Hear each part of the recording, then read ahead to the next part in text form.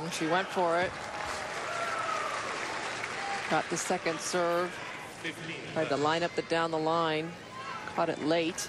Martina, you were saying you think Hingis is playing... Hingis, you're Hingis. That Sharapova is playing too much? Well, she hasn't had a break yet since the beginning of the year. She's played Australian Open, played Tokyo right after, played a couple tournaments in Europe, I believe, and Indian Wells right now. I mean, it's a lot. That's a lot of tennis, especially when you make it to the semis or finals all the time.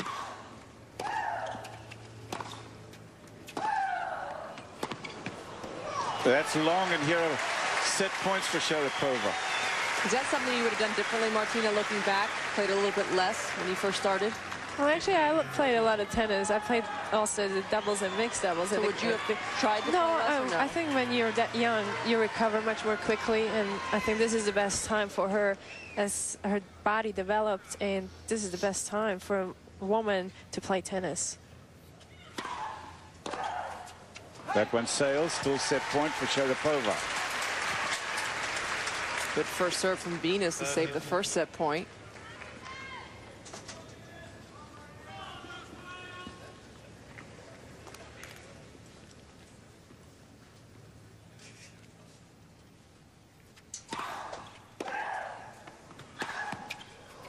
That sails long, and Williams loses the first set to Sharapova, 6-4. Martina, thanks so much for joining us. Really good to see you again. Thank you for your insights. Thanks for joining me. One of the myriad of champions here, Martina Hingis. First set, Sharapova. Coverage of the NASDAQ 100 Open is brought to you by the NASDAQ 100 Index Tracking Stock, ticker symbol QQQQ, and Sony Ericsson, worldwide title sponsor of the Sony Ericsson WTA Tour.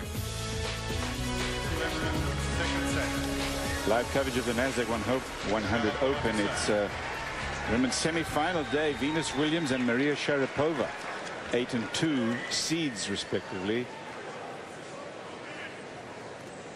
First set to Sharapova, one break.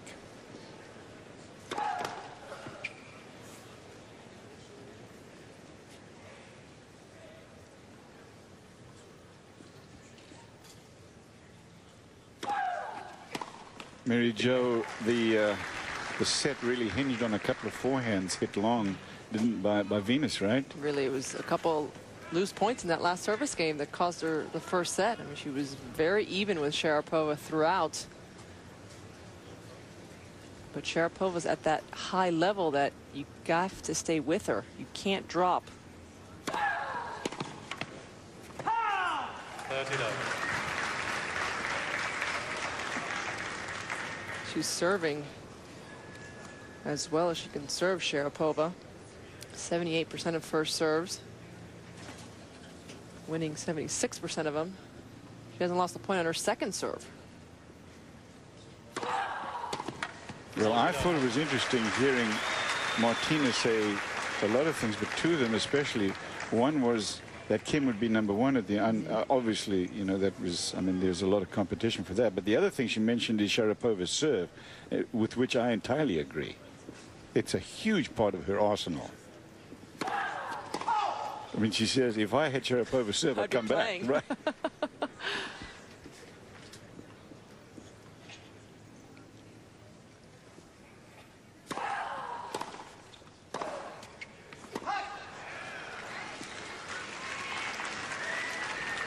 I think you could tell by talking to Martina that there's a part of her that wants to be out there. Competitiveness has not gone away. But she realizes the competition is even better now than when she played just a couple years ago.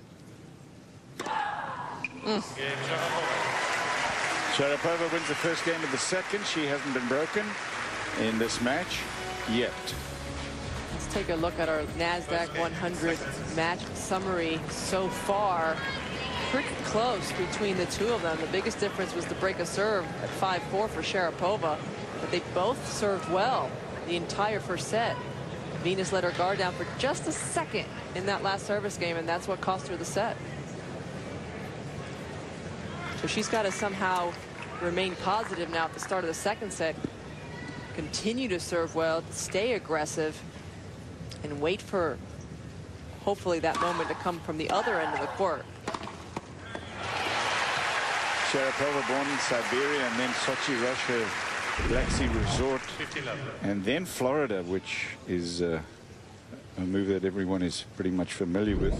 And in those early childhood days in America, she was lonely, miserable, didn't speak English. But it was Dad Yuri that directed her campaign from the start, because that's what it was. And boy, has it paid dividends. Now the number 3 player in the world, Grand Slam champion, Wimbledon no less.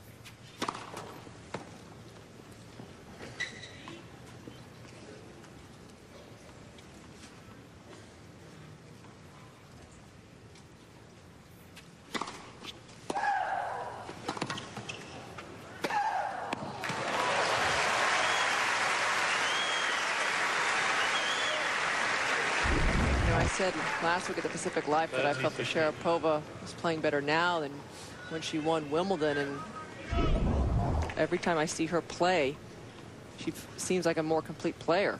So if you feel like you confirm it? Yes, I'm confirming it. I agree.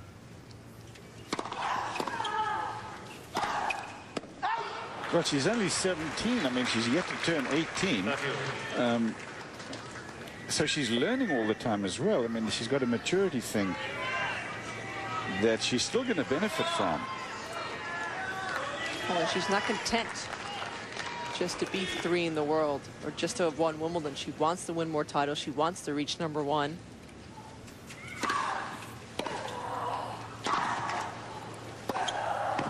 Oh, good. Break point. First game of the second set. Opening up the court with a cross-court return, and then it's the forehand again that produces the winner up the line. Look how she covers it with some topspin in the corner.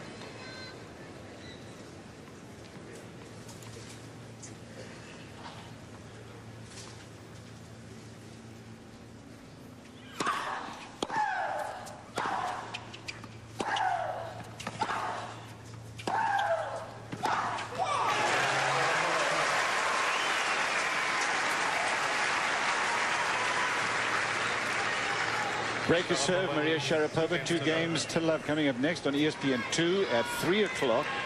That's noon out on the West Coast. Federer taking on Tim Henman tonight. Andre Agassi in action. Live coverage at 7 p.m. Eastern time on ESPN2. It's going to be Taylor Dent, the big server.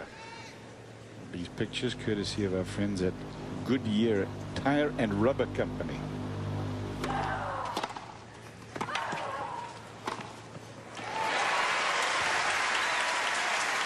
High-quality tennis.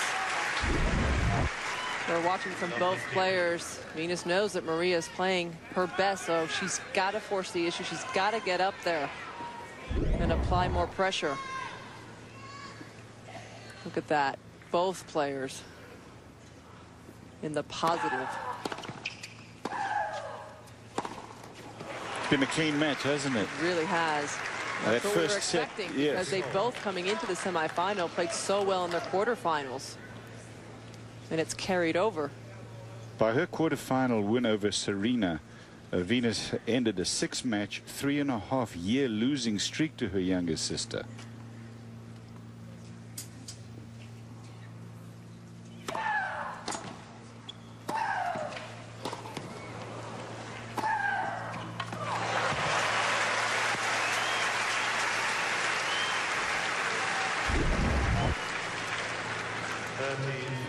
Wrong footing Venus with the cross court. Venus doing a great job just to get it back, but then the down the line just too good. And just watch the depth that's coming off the racket of Sharapova. She's playing so close to the lines.